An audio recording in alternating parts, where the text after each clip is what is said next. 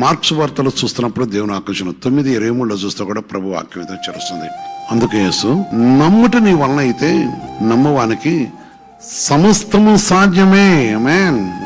నమ్ముట నీ వలన అయితే నమ్మవారికి సమస్తము సాధ్యమే అని అతనితో చెప్పాను. ఆమేన్, ఆమేన్, ఆమేన్. కనుక ప్రియమైన బిడ్డలారా, మనం యేసుని నమ్మాలి, ఆయన మార్గం నమ్మాలి, ఆయన పరిశుద్ధ మాటలు నమ్మాలి.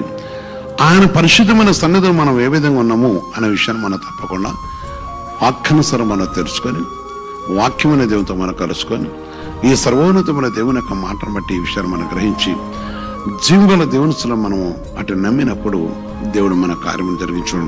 దేవుని యొక్క పరిశుద్ధమైన మాటను బట్టి మన విషయాన్ని గ్రహించాలి. ఈరోజు మన కుటుంబం ప్రార్థన చేస్తుంటాం, ఈ విషయాన్ని మనం గ్రహించాలి.